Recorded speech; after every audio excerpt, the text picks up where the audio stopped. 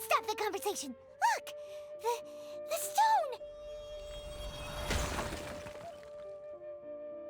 It burst open! It's... Guoba? What are you... What? Lala?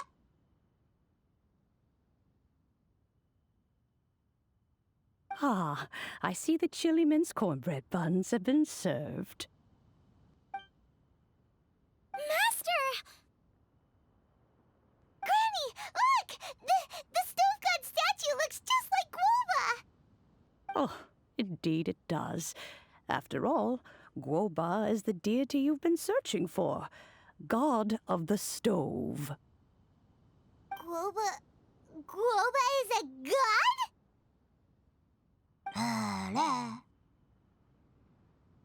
You asked me if a sufficiently festive atmosphere would be enough to reawaken the stove god. And my answer is this. Yes. And no. The stove god has always been a deity with great affection for the people, and who acts in response to their desires. To him, the heart's passions and the heart's desires are not the same thing. Passion can be a technique, a skill, something derived from experience. But desires, they are deeper, more innate. They are the heart's strength in its purest form.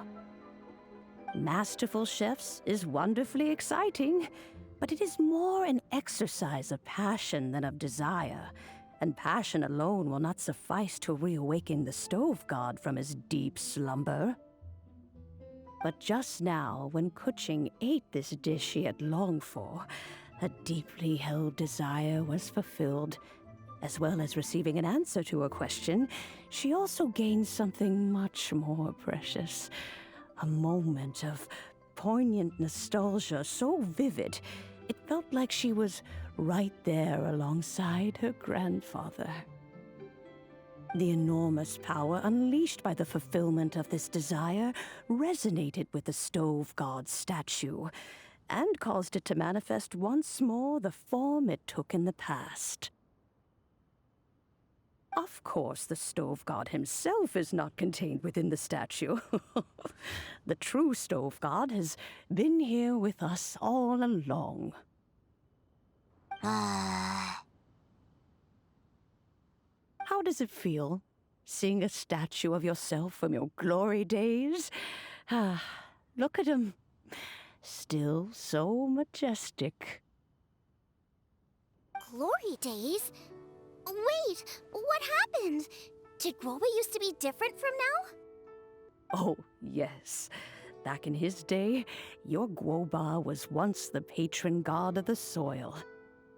But all the wisdom and power he had then, he has since surrendered to the soil itself. A god surrendering their power to the soil.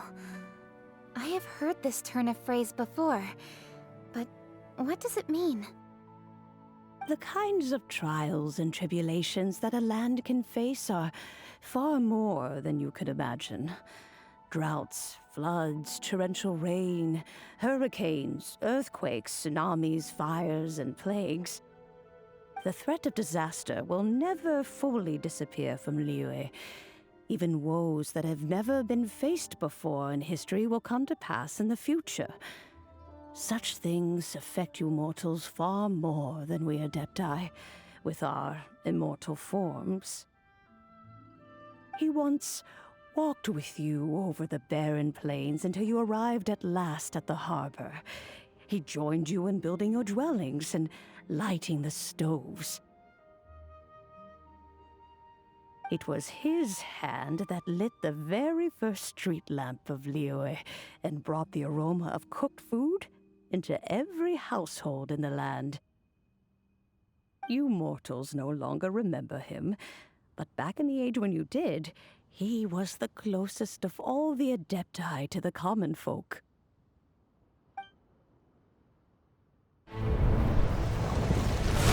Moonchase, god of the stove, born from a spark when stone struck stone. He was a god, with a great love for humanity and their well-being. Millennia ago, the people sought to expand their city. They built a dwelling on the plains and called it the Guoba Assembly. The Stove God cared greatly for the people, turning himself into minions who went into every home, fostering food and solidarity alike. Alas, their home was taken by a flood. The waters ravaged the Guoba Assembly and forced the people back south to Liyue Harbor. Though the distance was not far, the journey was plagued by a terrible storm. For a dozen days, the Adepti stayed by their side. During this time, the Stove God cooked an ancient delicacy, flatbread with a meat sauce to stave off the cold and damp, fit for those on the move. Centuries later, disaster and plague arose once more. The Stove God would appear no longer, for he placed all of his power into the land itself to quell the calamities. His power expended, and his wits greatly reduced. Thus his body decreased in size. By the time he parted ways with us, he wasn't even the height of a human. He told Rex Lapis and I of the dishes that bring joy and of the secrets of the flame, then went into the mountains and entered into a long slumber.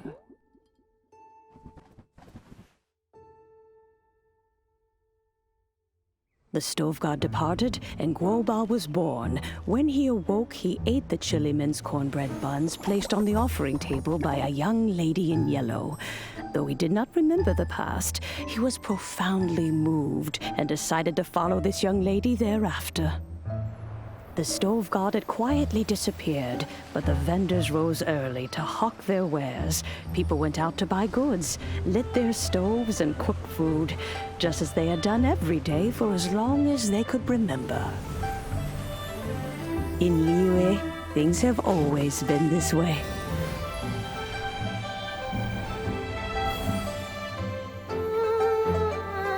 Nature provides, the mountains rejoice. We are blessed by heaven's good grace. Years have gone by. The world has transformed, but our way of life survives.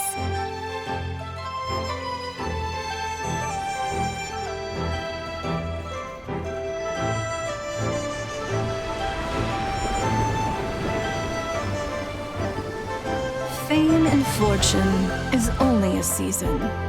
It is the moment that we should embrace.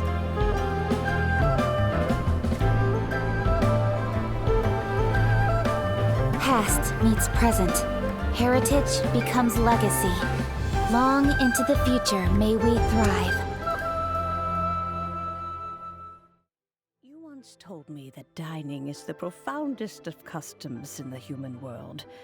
To eat well is to consume vitality itself, and to drink well is to partake of the very essence of the world. It is a matter of paramount importance, you said, for people cannot face the arduous journey ahead on an empty stomach. At once a humble affair and a profound one. A humble meal of maize and spring water is also profound in that. By ensuring one's survival, it paves the way for millennia of human history and culture to come. My dear friend, Liyue has changed so much while you have slept. Looking at the prosperity and beauty around us today, does it make you happy? Guoba, this is kind of a huge deal. Why didn't you say anything?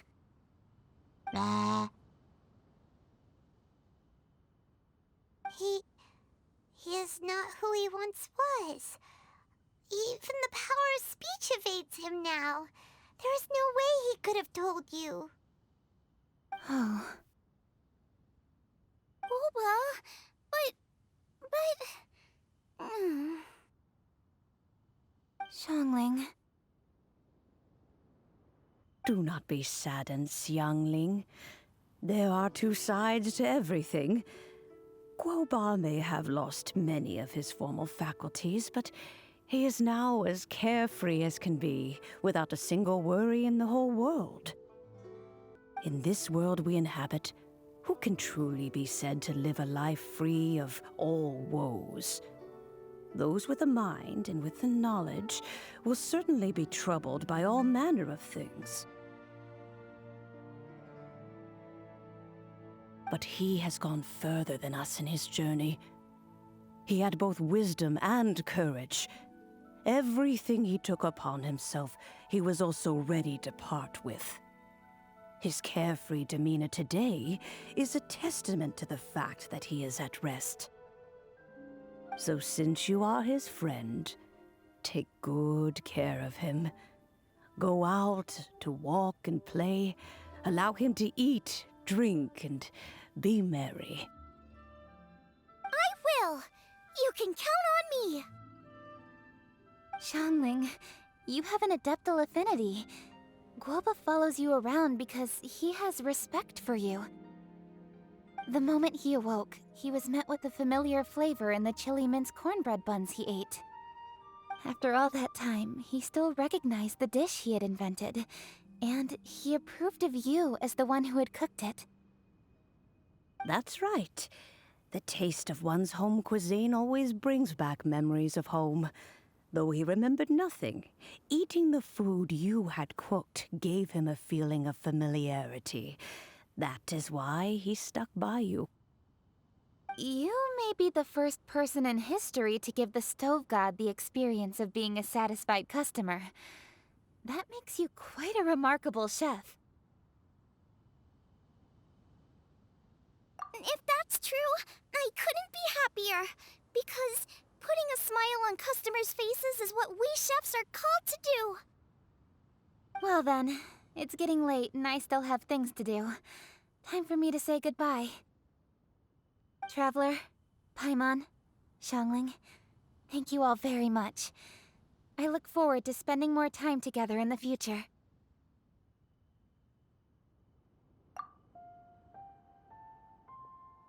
I guess my dad's probably heard the good news already, but I should still go catch up with him. Master, it's been a while since you came by. Why don't you join me? He thinks about you all the time, you know. He's always telling me to invite you over. Oh, goodness me. Then, far be it from me to refuse. Off we go, then. Let's saunter over gently and see how all the city folk are getting along.